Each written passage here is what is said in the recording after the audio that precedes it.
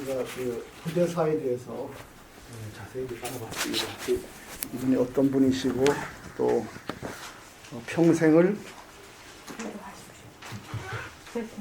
조금 괜찮으세요? 네. 예, 평생을 어떻게 살았는지 그분의 일생을 우리가 조명을 해 보았습니다. 그래서 우리가 거기서 크게 느낀 거는 부대사께서는 다른 선사와 달리 제가자라는 거, 그리고 이분이 평생을 부처님과 유마거사의 뜻을 받들어서 크게 보살행을 하신 분이라는 걸 알 수가 있고요. 또 이분이 스스로 자호를 선해대사, 부처님 전생에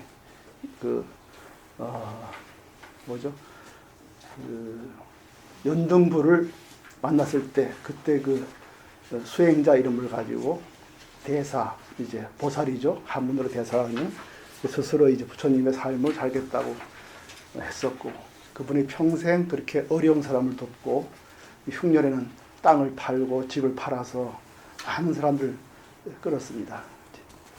이분의 그 신앙명에는 그 보살행을 한 분의 그 마음 공부 또는 이 부처님의 공부를 어떻게 했는지 그분의 그 수행의 세계가 아주 잘 드러나 있습니다.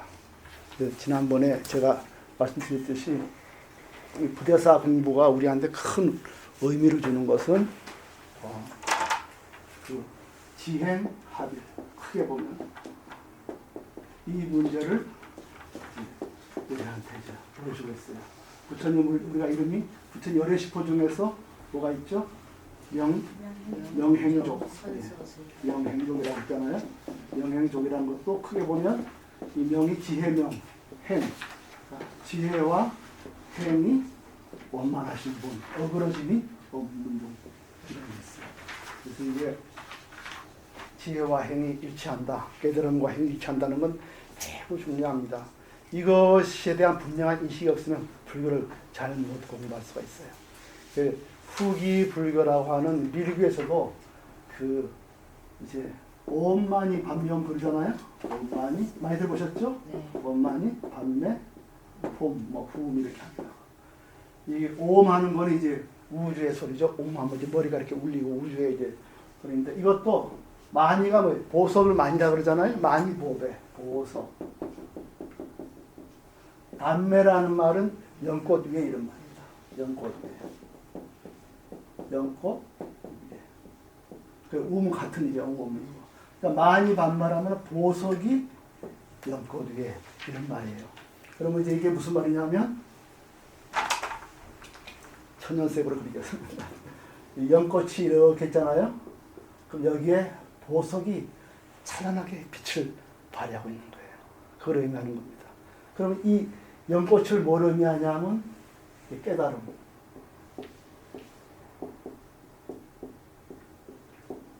보석은 뭘 의미하냐면 자비예요. 자비입니다. 그러니까 그 깨달음에서 자비의 빛이 나오지 않으면 부처님 깨달음이 안 돼요.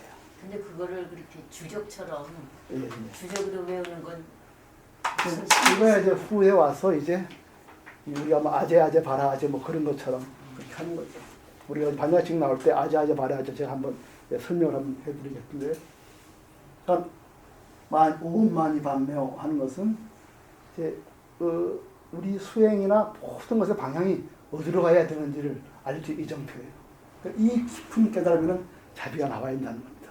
이 말을 바꿔 얘기하면은 깨달음을 많이 얻은 사람들이 자비행이 안 나왔다는 현실을 반영하고 있어요. 잘 나왔으면 왜 이런 말을 따로 했겠습니까? 되죠? 이 명행족, 이게 다 일관되게 그 깨달음이 자비를 일으킨다는, 그 이제 지에서 행이 나온다는, 각에서 명에서 행이 나온다는, 이렇게 있는 겁니다. 이게 잘 되면 누구도 그걸 고민하지 않죠. 근데 안 되니까 문제 아니겠어요?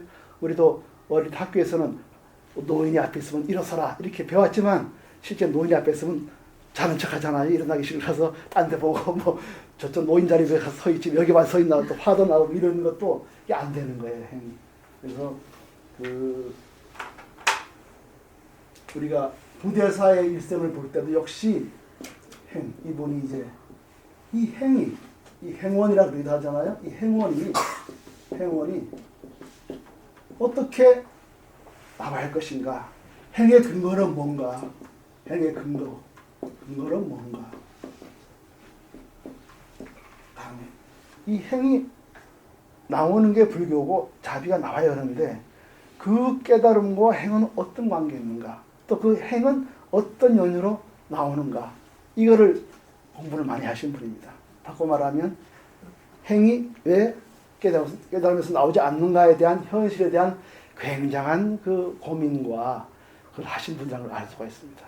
그분이 불자로서 굉장히 많이 보살이고 뭐 집을 기울여 하면서도 우리가 시를 봤잖아요. 이렇게 중생을 내가 재산을 기울여 하는 것은 다 부처님이 공양하는 것이고 일체 중생이 다 부처님 깨달음 오게끔 하려고 내가 이렇게 하는 것이다. 내가 사회사업가도 아니고 나는 NGO도 아니다. 그렇게 하는 건 다 부처님 깨달음 이끌려고 하는 것이다. 그러니까 그 행이 나와야 되는데 대부분 그 이제 불교에서는 잘 안 넣는단 말이죠. 근데 이 문제가 그때만 문제가 되는 게 아니라 지금도 문제가 되고 있습니다. 지금도 마찬가지 아니겠어요? 공부는 많이 했는데 보면은 전혀히 그게 안 나온단 말이죠. 그러면 공부했다는 보람이 어디 있느냐? 도대체 행이 깨달은 거 무슨 관계 있느냐? 그게 필요 조건인지 그냥 데코레이션인지 또 진정한 깨달음은 그건지. 화엄경의 그 보현보살 행어품 보면 그런 말이 있어요. 자비가 나오지 않는 깨달음은 부처의 깨달음이 아니다. 이런 말까지 나와 있어요. 그러니까 깨달음은 중생을 위해 있는 것이니 자비가 없는 깨달음은 부처님의 깨달음이 아니다. 이 정도로 심하게 아주 그 말씀을 하고 있죠. 그러니까 이 부대사께서는 이 심왕명을 통해서 어떻게 공부를 제대로 해야 행이 나오느냐. 또 그 행은 본래의 마음자리, 이 깨달음과 어떤 관계가 있느냐. 이게 대해서 매우 깊은 자신의 그 사색이 펼쳐져 있고요. 그 우리가 심화명 공부하면은 심화명 전체가 우리가 공부하는 사람들을 위해서 하나씩 우리 이끌어줬어요. 그 깨달음 세계를 열리게 하고 그거를 열리면 저절로 불자다운 행이 나오게 되어 있습니다. 그렇다고 이걸 했다고 누구나 뭐 사회사까지 하라는 건 아니고요. 적어도 우리가 살 때 그 깨달음 속에 행이 나올 수 있는 그 일목요연한 거를 볼 수 있게 해줍니다. 그래서 부대사의 가르침은 일반 다른 조사들하고도 조금 다른 면이 있습니다. 그래서 잠깐 이제 옷을 잠깐 벗고요. 그래서 이 공부라는 게 저는 아실지 모르지만 독일 성자라고 들어보셨어요? 독일에서 온 거지 성자라는 말씀 들어보셨어요? 그분이 페터 노이아라는 분이에요. 제 친구 전재성 박사가 이제 데모하다 우리 같이 대학 때 같이 운동을 한 사람이거든. 근데 그 사람은 나는 취직했는데 그 사람은 계속 운동을 해서 나중에 이제 독일로 도망가서 거기서 이제 인도 고대어를 공부를 했어요, 이 사람이. 그래서 지금 우리나라의 남방 경제를 다 번역하고 있잖아요. 근데 이 사람이 독일에 있을 때 우연히 독일의 수행자를 만났어요. 이분은 하루에 한 끼를 먹고 또 얻어먹고 그 다음에 나머지는 그 켈런 대학에서 계속 경전을 공부하는 거예요. 혼자서 고대 인도어를 공부하고 이런 사람이에요. 그래서 1년에 한 번씩 그때는 요새는 나이 드셔서 못 오지만 오셨더랬어요. 그래 오셨는데 이분이 공부를 열이 좋아요. 이분이 이제 저한테 노자를 배우고 저는 그분한테 수피를 배웠습니다. 수피가 뭐냐면 이슬람의 수행자 대한 이야기가 수피라고 그래요. 수피는 이슬람 수행자를 수피라는 것 같아요. 수피가 원래 말은 양털이라는 말이에요. 하얀 양털. 수피 수행자들이 흰 양털 옷을 입고 있었기 때문에 수피라고 그런다. 근데 수피가 대단합니다. 공부해 보니까, 들어보니까. 우리 선불교하고 또 대단해요. 거기 보면은 지금 오늘 마찬가지입니다. 수피에서 하는 게 경전을 공부하면서도 실제 그것이 자기 삶과 아무 관계없는 공부, 그런 거에 대한 비판이 많이 나옵니다.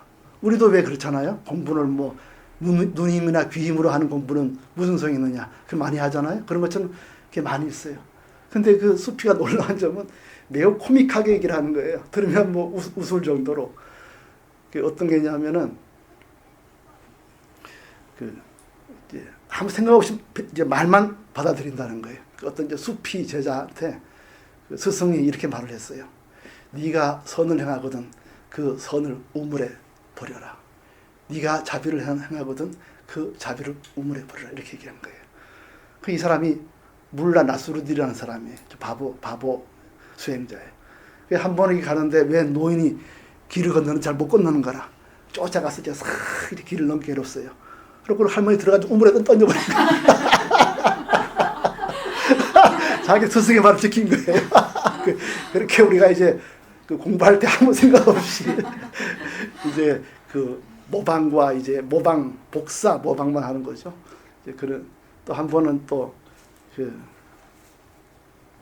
어떤 게 있냐면 어떤 성자가 이제 매번 가서 이제 설법을 하는 거예요. 성자가 매번 설법 몇십 년 해도 뭐 자기 보기에 그 사람들이 뭐 바뀐 게 없어. 그래서 이제 한 번은 이제 꾀를 냈어. 그래서 이제 이 사람 그때는 이 사람들은 수피들이 좀 망미에 올라가서 이렇게 얘기를 하나 보더라고. 이렇게 내려다보면서. 그래서 이제 한 성자가 올라가서 이제 사람들한테 여러분 내가 오늘 무슨 말 할 줄 아십니까? 이러니까 뭐 몇십 년 들었으니까 모르겠어요? 압니다 이러더래요. 뭐 아는데 내가 말에 뭔 소용이 있어. 하고 내가 와버린 거예요. 그러니까 어영부영했지.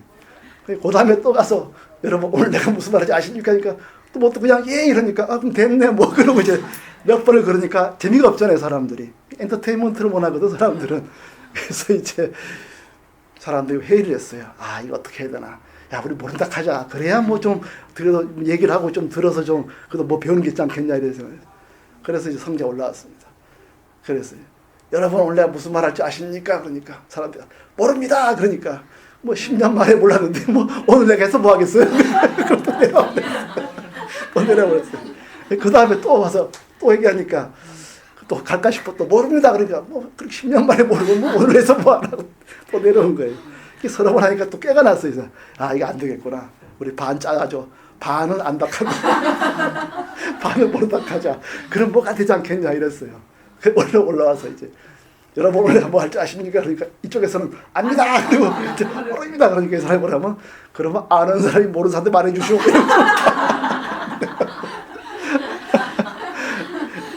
그런 게 이제 그 도식적으로만 이해하고 실제로는 그 이제 이해하지 못하는 그 이분도 결국은 어떻게 생각하냐면은 행은 깊은 깨달음이 부족하기 때문이 아닌가 이렇게 생각을 하신 거예요.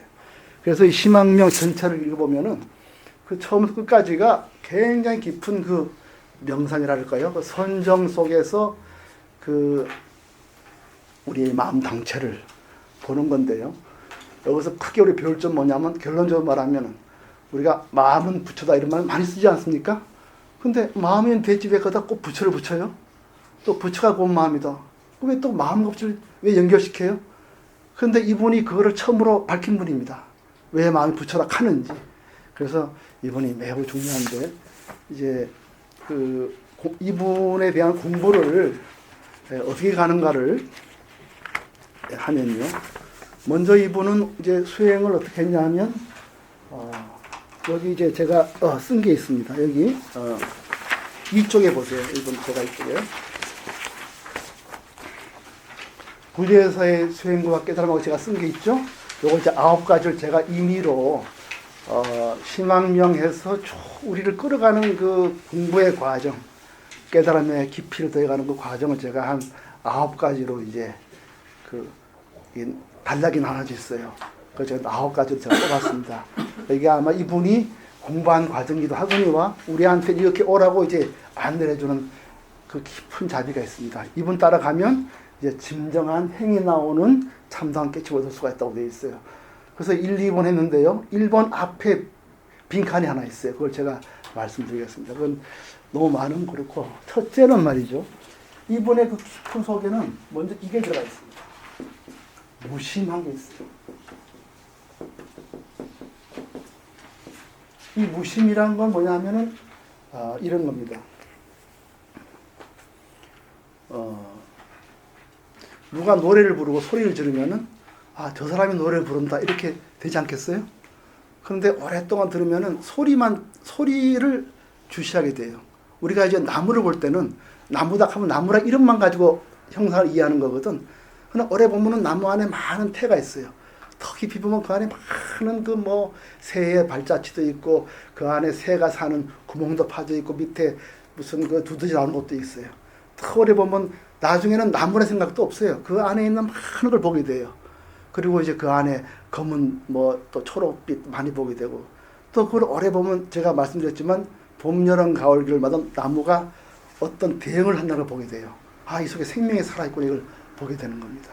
그것처럼 먼저 우리가 이 무심의 맨 처음은 뭐냐면 누가 나를 보고 욕하고 내가 너를 보고 욕하고 이렇게 너다 나다 이렇게 하지만 깊이 보면은 말하고 듣고 썩내고 하는 그 힘이 있는 거예요.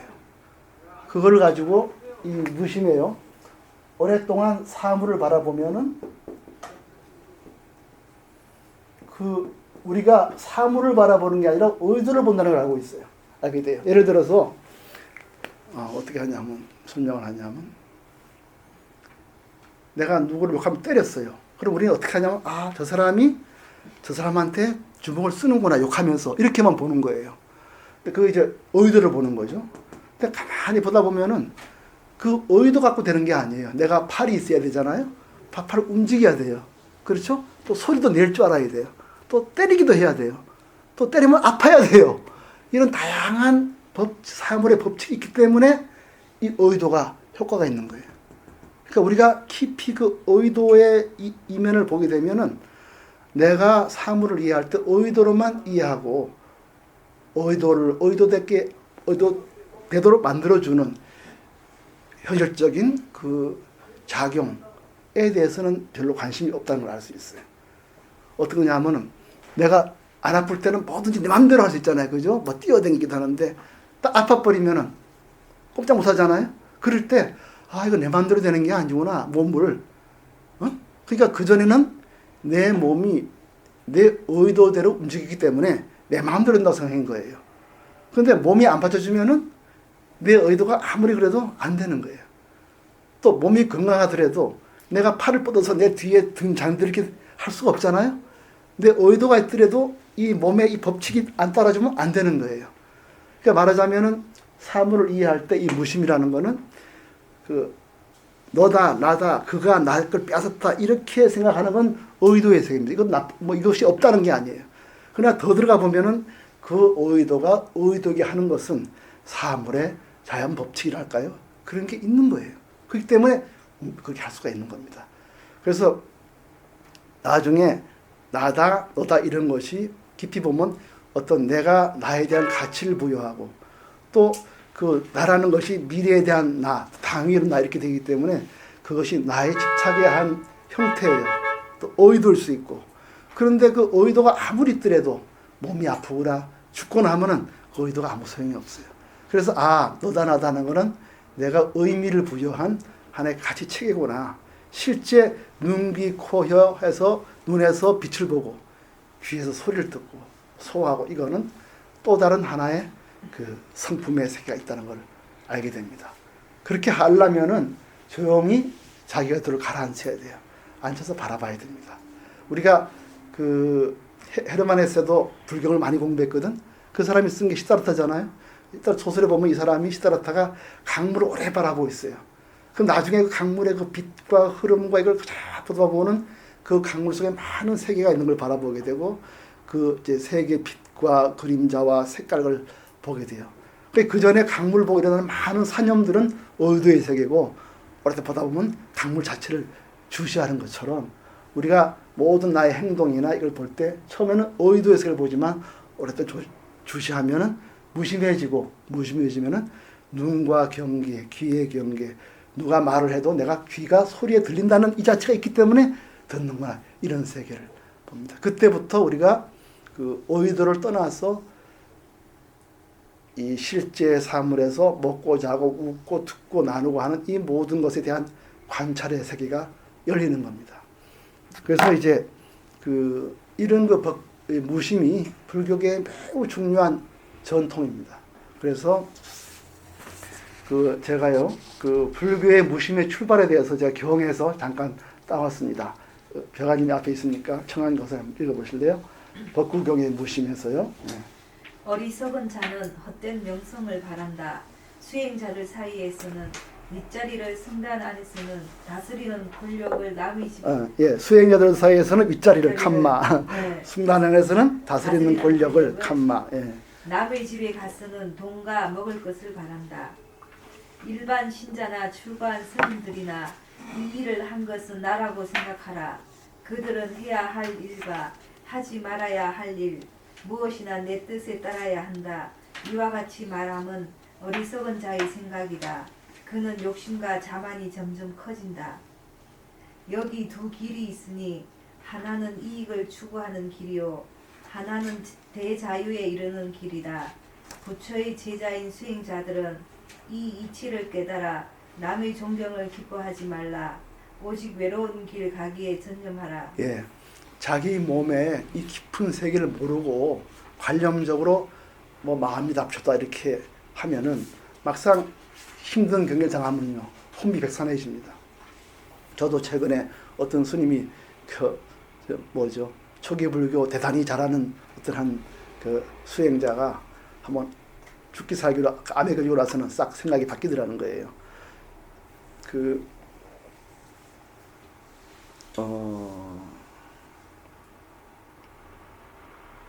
벼감록 쓴 누구죠? 그분이 생각이 안 나네. 어쨌든 대종고일 겁니다. 아마 그 스님이 굉장히 공부를 잘하고 똑똑한 분이에요. 그래서 뭐 얘기하면 모르는 게 없어요. 근데 아무리 그렇게 얘기해도 그 스승이 인정을 하지 않는 거예요. 그래서 뭐라 그러냐면은 이런 말이에요. 자네가 아파봐야 된다 그러더래요. 그리고 자네는 아프면 내 생각이 날 거다 그랬어요.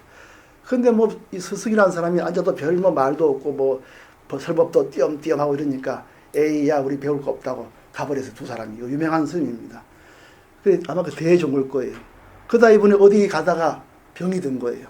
아프니까 대책이 없거든. 이거 안 돼요. 생각도 안 나고 경공부한 것도 생각이 안 나고 아프기만 암만 캄캄한 거예요.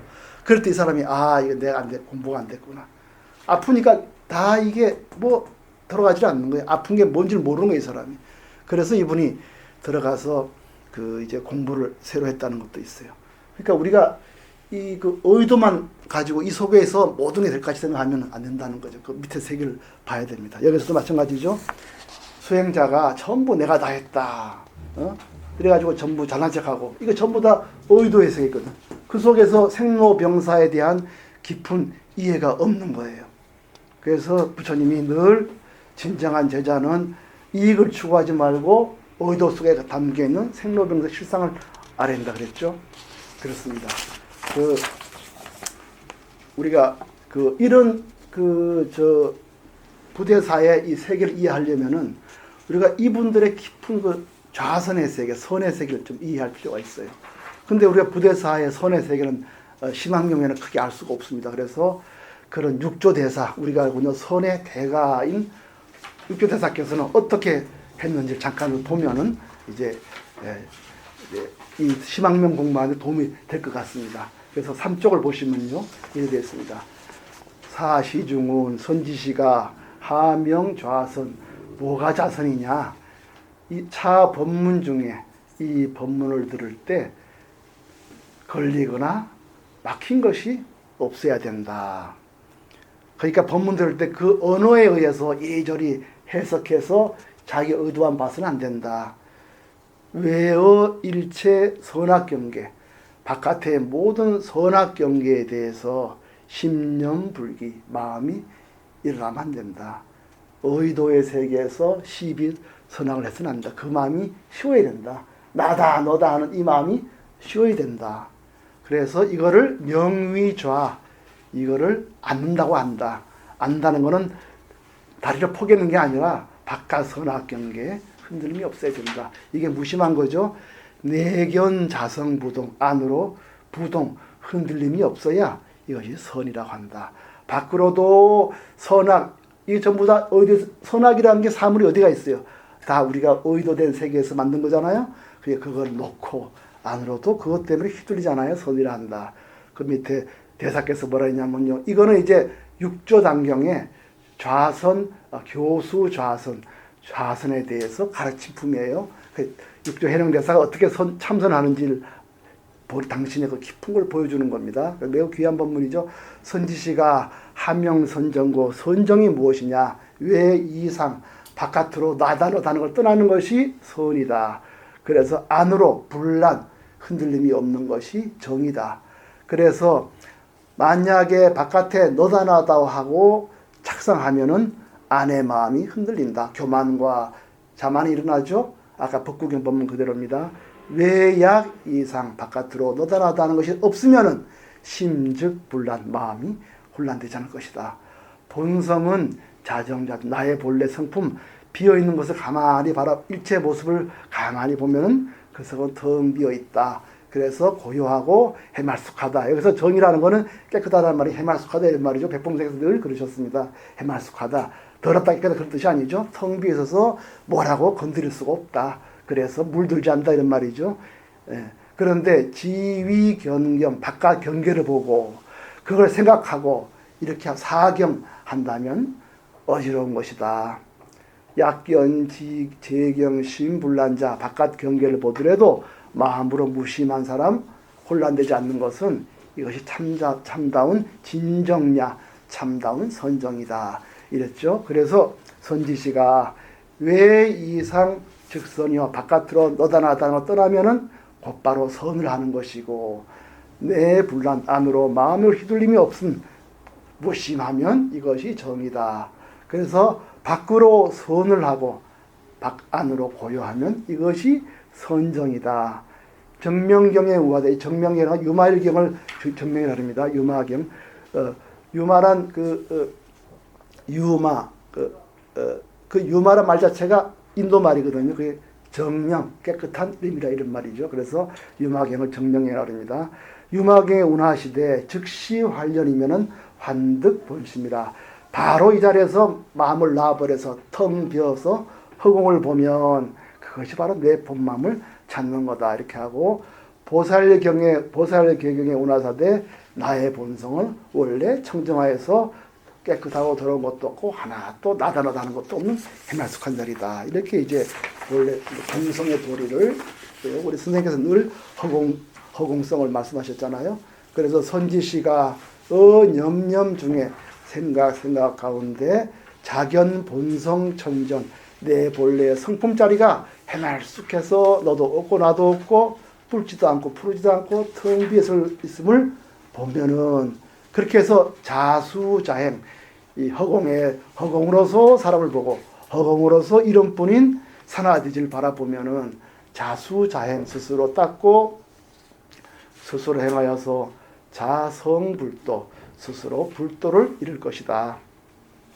연이나 그러므로 이 좌선의 차문 좌선, 이 좌선이라는 것은 그래서 우리 본래 이 좌선자리는 뭡니까? 본래의 성품자리가 해말숙을 보는 거죠. 그럼 그 얘기는 다른 말로 하면은 눈으로 보는 거, 귀로 듣는 거 전부 경계다. 쉽답지 않다. 그거 붙잡고 참선하면은 다 외도다 이런 말씀이죠. 그래서 이런 말 합니다. 우리 집안의 차문에 좌선이라는 것은 원래 불간심, 마음을 보는 게 아니다. 또 불간정, 깨끗하게 보는 거 아니다. 또 불시부동, 마음을 고요히 해서 딱 붙잡고 앉아있는 것도 아니다. 그런 눈으로, 귀로 또는 몸으로 다리를 꼬고 앉는 것이 참선이 아니다. 약은 관심, 만약에 마음을 본다 하면은 마음이란 건 원래 이 망이다. 지심여환고로, 마음이란 거는 확국두와 같아서, 환상 같아서 하나 또 뻗어잡을 것이 없다. 그러므로 무소간냐, 볼 것이 없다. 그렇기 때문에 마음 봤다, 해말숙하다, 고요한 마음 봤다, 이거 다 외도라는 것이죠. 원래 공성의 도리에서 참선을 하는 것이다. 이런 말씀하세요. 육조대사께서는 이 공성의 도리에서 좌선을 해라. 우리 백봉생 늘 허공에다가 방석을 깔아라. 이런 말씀하셨죠. 그러므로 약언 간정, 만약에 사람이 깨끗한 걸 반다 하면은 인성 본정, 사람의 본성이 본래 해말숙한데 유망념고, 오로지 망념 분별로 깨끗하다, 저 산하대지가 청청하다 이렇게 말하면 아닌 거예요. 그래서 개복 진여, 망념 때문에 진저가 가려져 있다. 눈, 귀, 코의 망상, 경계 또는 이런 의도 때문에 본래 텅 빈 걸 보지 못하고 눈으로 모습 보고 귀로 소리를 듣는 것 같고서 그 속에서 깨끗한 걸 찾으면은 그거는 다 아르말이다. 이런 말씀하시죠. 단무망상. 그래서 의도라는 이 세계 속에서 그런 깨끗하다 말하다 눈, 귀, 코의 경계로 그런 망상만 없애면 단무망상. 망상만 없으면 성자청정. 나의 성품은 본래로 정정하다 해말숙하다. 하나도 얻을 수 없는 해말숙한 자리다. 이런 말이죠. 그래서 기심간정. 만약에 마음을 익혀서 사나대기가 참 해말숙하네요. 청정하네요. 이렇게 말하는 사람은 각생망정. 정망. 바로 깨끗하다는 망상을 일으키는 것이다. 각생정망. 깨끗하다는 이 망념을 일으키는 것이다. 그런데 그렇게 깨끗하다 하는 그런 망념을 보면 다 시답지 않잖아요. 망무처소. 이 망념이라는 건 다 처소가 없다. 그러므로 간자시망. 본다 하는 사람은 다 눈으로 보는 헛된 경계이니 시망. 이것은 망상이다. 정무형상. 굉장히 높은 말씀이죠. 내가 말하는 깨끗하다, 청정하다 이 말은 무형상. 모습이 없는 거다. 그러므로 청정하다 할 때 청정한 모습을 보거나 산화돼지가 턱 청정한 모습 사진을 찍어서 이것이 청정하다 이렇게 하는 것은 다 눈의 망상입니다. 그러므로 정무형상. 청정하다는 것은 무형상. 형상이 없는 것이니 그렇게 말하는 사람은 강립정상. 도리어 청정한 모습을 세우는 것이다. 언시공부 작착연사. 이런 걸 가지고 공부했다 그러고 이걸 가지고 공부의 교대를 삼는 사람. 산화돼지가 청정하다. 뭐 이렇게 하는 사람 있죠. 장자본성. 본래 텅 빈 자리를 가리는 것이니 각피정바. 청정하다는 그런 묶임에 휘둘리는 것이다. 밑에요. 선지시가 이번에는 이제 부동하는 공부가 뭐냐 말씀하십니다. 약수부동자. 만약에 이 부동, 움직이지 않는 부동심을 닦는다고 하면은 어떤 거냐? 선도리에서는 다리를 꼬는 게 아니고 단견 일체 인시에 일체 사람의 때를 사람의 그거를 활동을 볼 때 불견 인지 시비 선악 과환. 남의 시비나 선악이나 또는 허물과 근심 이런 거를 하나도 안 보는 것이다. 경계에 휘둘려 보는 게 아니라 본래 공성을 보는 것이 참된 것이다. 이렇게 사람을 바라볼 때 그 사람의 선악과 그 압소식을 보는 것이 바로 자성부동이다. 그냥 눈으로 아픈 거 보고 귀로 시끄러운 거 보면서도 안 듣는 척하고 이런 거는 부동심이 아니다. 그거는 본래 이 허공에서 일어나는 망념이라는 걸 모르기 때문에 허공을 못 보고 경계가 전부인 줄 아는 사람, 그런 사람이 닦는 부동심은 꼼짝 않는 거다. 그러나 우리 선또래는 그런 것이 아니다. 선지시가 미인 어리석은 사람은 신수부동. 몸으로는 꼼짝 않고 몇 시간씩 앉았으면서도 개구 편설 타인 시비장단 호학이니라. 입만 열면은 다른 사람의 시비장단 적호오 이런 것을 말한다. 그렇게 공도를 보지 못하고 10시간씩 앉아가지고 몸만 움직이지 않고 그리고 그 다음 입만 열면 남욕하는 거 이거 공돌이 모르는 사람이다. 이런 사람은 여도 위배 도와 더불어 멀리 등지는 것이다. 약간심강정 이렇게 해서 눈, 귀, 코로 뭐 깨끗한 걸 보내 깨끗한 마음을 보내 이런 사람들은 즉 장도야 도의 장애가 된다. 그러므로 늘 경계 넘어 본래 이 공성에 투철해야 된다. 이것이 바로 이 선돌이에 나오는 이 자선이고 또 무심해서 가는 그 방향은 뭐죠? 바로 공성을 깨달아가는 과정이에요. 이것이 바로 우리 부처님의 법입니다. 보통 부처님 법은 보통 이 철학은 내가 남의 시비를 안 하고 그냥 마음을 내놓으면 그 정도 끝이지만 우리 선돌이는 여기서 더 도약을 해서 일체만법이 본래 빈자리고 이것은 전부 헛된 마음경계가 움직인다는 것을 이제 보는 거예요. 그래서 백풍생에서 늘 우리한테 말하고는 허공으로서의 남자고 허공으로서 여자다. 허공으로서의 하늘이다. 허공으로 땅이다. 이렇게 말씀하신 거는 원래 우리한테 공성 속에서 이름 뿌린 모습을 보게 하신 겁니다. 그래서 우리가 이런 기본적인 이제 분위기를 알고 이제 다시 제가 오늘 강의한 이쪽을 좀 봐주시기 바래요. 이제 우리가 시간을 공부하게 되면은 이 대개 이 부대사께서 우리한테 9단계로 공부의 방향을 제시한 것을 아마 스스로 보시게 될 겁니다. 그래서 제가 미리 이제 줄거리를 썼습니다. 먼저 이 부대사께서 우리를 어디로 끌고 가냐면은 먼저 이 하늘과 땅을 보게 해요. 무심한 가운데 하나도 마음에 그냥 쉬고 하늘을 바라보면 내가 한다는 생각을 못 하죠. 그죠? 누가 날 때리면 이 사람 날 때리는 이렇게 말하지만 하늘을 볼 때는 그런 생각을 못 해요. 그리고 우리가 누가 누구를 때려서 죽이면 예를 들어서 나는 살인을 당했다 생각하잖아요. 그런데 내가 나이가 먹어 죽으면 자연이 나를 죽였다 이렇게 하면 자연에 대한 원한을 품자 이렇게 합니까? 안 그러죠. 왜 그렇죠? 사람이 남을 죽일 때는 의도가 있잖아요. 하늘과 땅에 도울 때는 그런 의도가 없어요. 그래서 우리 욕을 하지 않는 겁니다. 겨울에 막 춥잖아요. 한 1년 춥지 말이죠. 봄만 되면 싹 또 바뀌는 거예요. 봄이 딱 이런 되면 막 뜨거워요. 그래서 가을 되면 또 쏙 바뀌어요. 사람이 그랬으면 욕 시켜 먹을 거예요. 요변스럽네. 그거 좀 1년 좀 춥지 이러든지 더울려면 1년 덥지. 그런데 안 그런 거예요. 우리 욕 안 하거든요. 왜냐? 의도가 없어요. 그런 것처럼 이제 부대사께서 굉장히 자비심으로 먼저 하늘과 땅을 보게 하세요. 큰 하늘과 땅을 바라보면은 별로 그게 없습니다. 그죠? 그러면서 뭘 보냐면 하늘과 땅을 가만히 보면은 참 놀라워요. 안정되어 있습니다. 막 밤사이에 막 별이 막 10개 떨어지고 말이죠. 그 다음날 땅이 막 뒤집어지고 안 그러잖아요?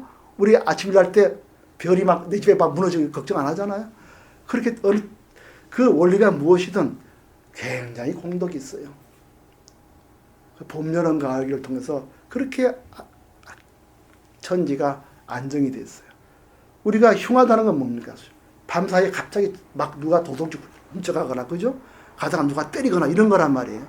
그런데 이 자연을 가다 보면은 그런 재앙이 없어요. 없는 건 아니지만 그래도 편안한 거라 이게. 오래도 관찰하면은.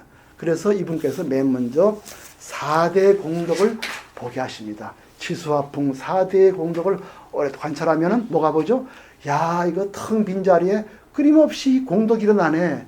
이래 보는 겁니다. 그래서 그 속에 참 어찌 보면 거룩하구나. 이렇게 생각하는 거예요. 또는 참 만 가지 공덕이 나오는구나. 이렇게 합니다. 이건 뭐죠? 무심하게 밖을 바라보는 거예요. 그래서 그걸 외관이라고 합니다. 이 외관이라 쓴 말은 이제 제가 이해 좋게 붙인 겁니다. 그 다음에 두 번째 뭘 보냐면, 그 다음에 자연의 이 부분, 나를 바라보요. 자, 지는 뭐죠? 단단하잖아요. 그죠? 수는 축축한 거죠. 화는 뜨겁지. 풍은 불잖아. 우리도 보면 그래요. 바람 불잖아요. 코나 입으로 바람 불지? 그쵸? 귀는 바람 불어요. 소리 듣잖아요. 코는 축축하잖아. 그래서 냄새를 잘 맡아. 눈은 이건 뭐죠? 차가워요. 안에 열이 있어요. 눈은 열. 그래서 우리가 늘 시원하면 좋아하잖아요. 그래서 이 열이 있는 거예요. 그래서 열이 때문에 약간 바라보는 겁니다. 그래서 이 몸속에 지수화풍을 바라봐요. 이걸 가지고 육근공덕, 안입이설시. 눈으로는 빛깔을 보고, 귀로는 소리를 듣고, 그렇죠? 또 입으로는, 코로는 냄새 맡고, 입으로 맛을 보고. 이것도 가만 보세요. 처음에는 내가 맡는다 이까지만 내가 맡는 거 아니에요. 그죠? 뭔지 모르지만 자간 내 의도가 없어도 지가 그렇게 하는 거예요. 나는 설탕 맛볼 때 짠맛을 볼란다. 이 카드 소용없습니다. 아무리 의도를 부려도 소용없습니다. 지가 알아서 주는 거예요.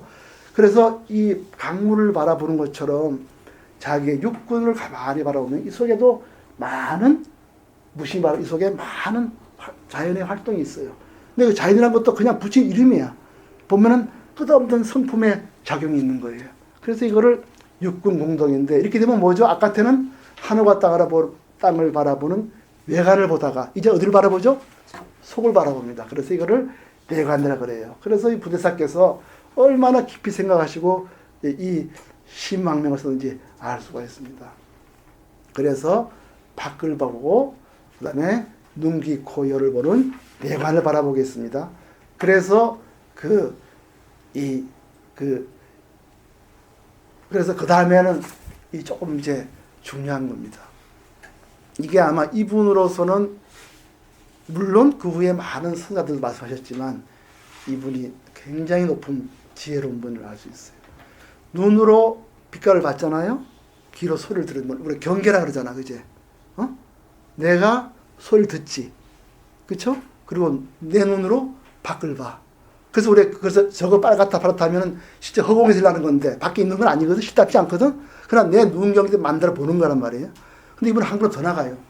더 깊이 바라보자는 거예요. 더 바라보면 어떻게 됐어요? 내가 만약에 빛깔을 보더라도 본다 생각 안 하면 어떻게 됐어요? 귀에 소리가 들리더라도 바깥에 소리가 있다고 분별하지 않으면, 또 맛있는 게 있더라도 그것이 혀와 음식이 만나서 일하는 거거든. 그 짠맛은 혀 속에도 뒤져봐도 없어요. 그렇죠? 또 김치를 뒤져봐도 짠맛이 없어요. 그거는 김치일 뿐이야. 만나야 일하는 거거든, 그게. 그래서 가만 바라볼 때 뭐가 일났습니까? 경계를 대하실 때 뭐가 일나요? 내가 바깥에 보는 게 아니다. 눈이 보는 것도 아니다. 그럼 허공에 가지 말고 그 전에 뭘 할 수 있어요? 눈에서 빛이 일어나죠. 그 전에 귀에서 소리가 일어나고 이런 거거든. 그래서 그 다음 번은 뭐냐 하면 경계의 근본을 보는 거예요. 눈에서 빛깔이 일어나고 귀에서 소리가 들리고 입속에서 맛을 느끼고 이런 각가지 이 한 몸만 가운데도 다양한 기관의 차에 따라 다양한 작용이 일어나는 거예요. 이 한 몸인데 신기하잖아요? 네? 신기하죠? 황교사님. 어찌 한 몸에서 말이죠. 소리는 열로 들리고 그렇죠. 맛은 혀로 느끼고 숨은 코로 쉬고 빛깔이 오면 눈으로 보고 희한하잖아요. 이 한 몸 속에서 각가지 다양한 일어나는 거예요. 그러니까 일단 눈이 밖을 보는데 이런 차를 넘어서는 거예요. 그 다음에는 눈과 귀와 이 기능을 잘 보면은 이 한 몸 가운데 다양한 작용이 일어나는 걸 보게 돼요. 그래서 그것을 세 번째 내관을 더하면은 경계의 근본이 성품에 일어나는구나. 그러니까 눈을 감고 있다가도 눈을 뜨면은 보이죠. 눈을 감으면 안 보이죠. 희한하죠, 그죠? 예? 그렇게 성품이 작용하다가 말도 이렇게 되는 거예요. 또 누가 나를 부르면은 귀에서 딱 울려요. 그렇죠? 그리고 날 안 부르면은 조용하지. 그 희한하죠, 그죠? 딱 날 부르면은 그 소리가 계속 울려야 될 것 같은데 안 그래요. 안 부르면 여기도 안 들려요. 그 귀가 희한하잖아요. 이렇게 보는 겁니다. 계속 의도가 없이 그 귀가 정상이지 이런 거 아니에요. 그건 의도의 세계예요.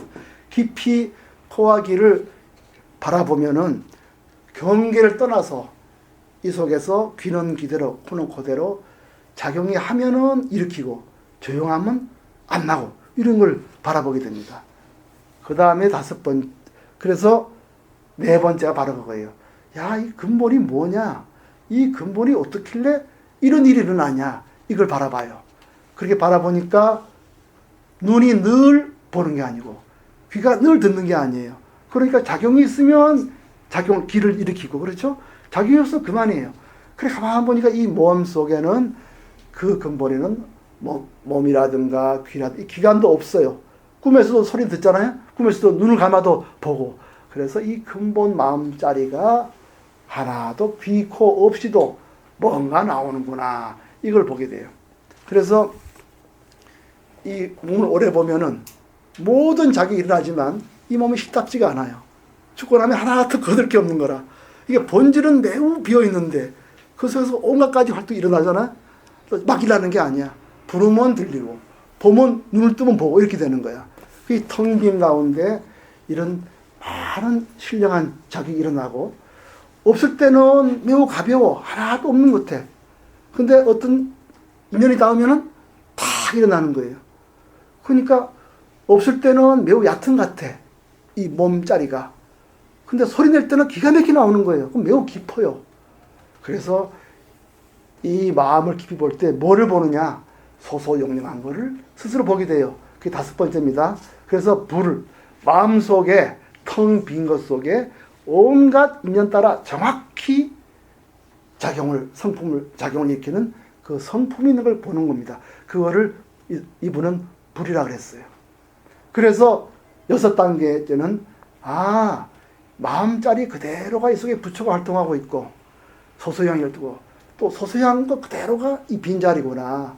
그 빈자리에서 일어나는 소소향 거를 분리할 수가 있느냐? 분리가 안 되는 거라. 가만히 우리 바라보니까 텅 빈 허공성에서 끝없이 산화대지가 일어나고 끝없이 바람이 불고 끝없이 지수화풍 일어나는 게 불도 바람도 불고 불도 그 속에서 산화디가 일어났다 깔았다는 거예요. 그 소송량한 것이 그렇게 질서 있게 일어나는 거예요. 그래서 마음속에 이 소송량한 게 있구나 해서 그래서 6번째 마음과 부처는 떠날 수 없구나 이걸 봐요. 그래서 심적시불이고 7번째 그래서 이 속에서 일어나는 대로 내가 따라가는 행위 일어나는 거예요. 예를 들어서 본래의 마음자리에서 내가 몸을 놔뒀어.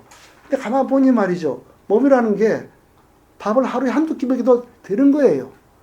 잠을 자도 요만큼만 재우면 아무 관계가 없어요. 이 행을 보니까 이 속 깊은 마음에서 울려나온 소소영향한 게 매우 질서가 있고 매우 소박한 거예요. 그래서 큰 대궐에 사나 조만한 초막에 사나 본래의 비어있는 도리로 살면은 하나도 그게 차이가 없는 거예요. 그래서 거기서 본래의 마음자리에서 소소영한 불이 부처자리가 움직이는데 그게 나의 율의 근거가 되는구나. 나의 행동의 근거가 되는 걸 볼 수가 있어요. 그래서 7번째로 이 부처자리가 먹고 자고 하는 걸 일으키는구나. 마음속에 불성이 일어나면 배고프면 밥 먹고 피곤하면 자고 그게 극히 소박해요. 이게 바로 행이 나오는 자리구나 알겠습니까? 그래서 율의 근거로서 부처를 보고 그래서 이 부처가 불성이 없으면 마음에 오묘한 조화가 일어나지 않는구나. 그래서 부처라는 성품이 없으면은 마음이 아무 역할을 못하는구나. 부처의 소소한 성품이 있기 때문에 일체 마음법이 제자리를 지키는구나. 이렇게 알았습니다. 그래서 8번째 이 마음자리에 되는 소소영한 이 행위 도리를 따르면은 이것이 바로 바라밀이구나. 이렇게 되는 것입니다. 그래서 눈기코혀가 먹으면 자고 일하고 그 속에서 하나도 탐진치가 일어나지 않는 단계가 있다는 걸 깨닫습니다. 그래서 9번째로 이게 참다운 성불이구나. 마음만 보는 게 아니라 마음속에 부처자리 그리고 마음과 부처가 둘이 아닌 걸 깨달을 때 이것이 바로 참다운 성불이구나. 이거를 깨달아서 8번째 이렇게 하고요. 그래서 진정한 수행은 뭐냐? 본래의 마음속에 있는 소수영향대로 사는 거구나. 근데 그 안에서 나를 일으키거나 너라든가 또는 나는 높다든가 낮다든가 이런 탐심을 일으키면 바로 불성대로 사는 게 아니구나. 이렇게 함으로써 부처사께서 우리한테 마음을 깊이 깨달으면 마음이 곧 부처를 깨닫게 되면 행이 저절로 나온다. 이거를 우리한테 이제 알려주고 계세요. 한 5분 쉬었다가 경문을 좀 들어야겠습니다.